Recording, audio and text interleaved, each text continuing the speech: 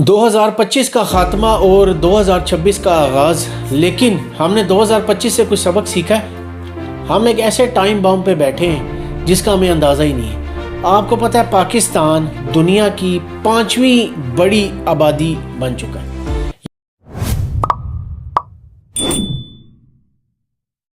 2025 کا خاتمہ اور 2026 کا آغاز، لیکن ہم نے 2025 سے کچھ سبق سیکھا ہے۔ ہم ایک ایسے ٹائم بام پہ بیٹھے ہیں جس کا ہمیں اندازہ ہی نہیں ہے۔ آپ کو پتہ ہے پاکستان دنیا کی 5ویں بڑی آبادی بن چکا ہے، یعنی کہ پاکستان جو ہے وہ دنیا میں 5ویں نمبر پہ ہے آبادی کے لحاظ سے۔ آپ کو یہ اندازہ ہی نہیں ہے کہ یہ کتنا بڑا تھریٹ ہے ایک ملک کے لیے۔ آپ اگر 2025 پہ تھوڑی سی ذرا نظر دوڑائیں تو جو جتنے بڑے ڈیزاسٹر ہوئے پاکستان میں، اگر آپ غور کریں تو اس میں آبادی تھی۔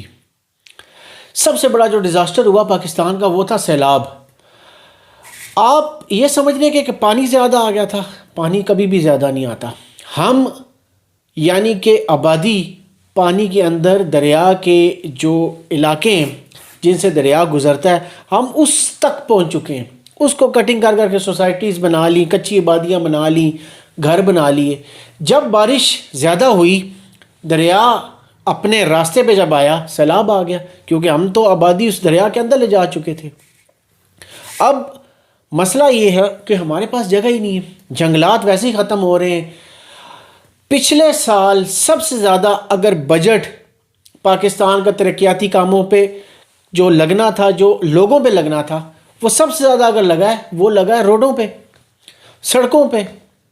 انٹرچینج بن رہے ہیں جی، یہ رنگ روڈ بن رہی ہے جی، یہ فلائی اوور بن رہا ہے، یہ انڈر پاس بن رہا ہے۔ ریزن آبادی اتنی ہو گئی ہے، جگہ ہی نہیں ہے، اور ہم اس چیز کا کوئی سوچ ہی نہیں رہے کہ آنے والے سالوں میں ہوگا کیا۔ 2026 تو چڑھ گیا، 2026 میں کیا پھر جون جولائی نہیں آنا؟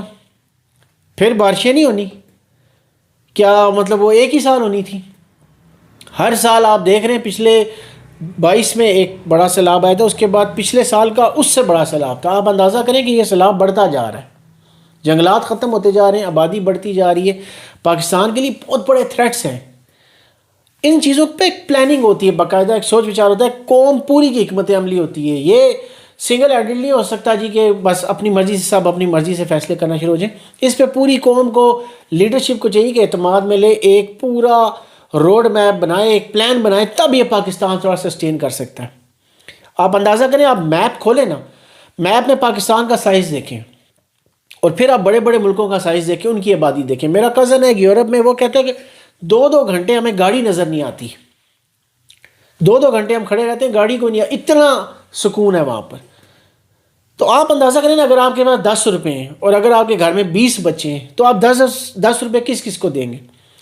اسی طرح اگر آپ کے گھر میں 10 روپے ہیں اور اگر آپ کے گھر میں 2 بچے ہیں تو فرق آپ کو سمجھ آ رہا ہے؟ یہ آپ کو سمجھانے کے لیے میں ایک مثال دے رہا ہوں۔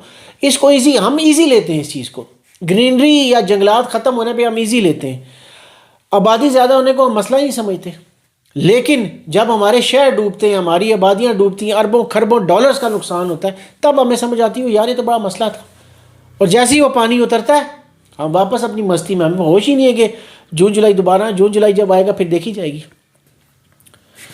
کبوتر آنکھیں بند کر لیتا ہے، بلی اس کو یہ نہیں ہوتی کہ بلی کو بھی نظر آنا وہ بند ہو جاتا ہے، بلی اس کو کھا جاتی ہے۔ تو ہم بس آنکھیں بند کر لیتے ہیں، وہ جون جولائی میں بلی آتی ہے، وہ ہمیں کھا جاتی ہے۔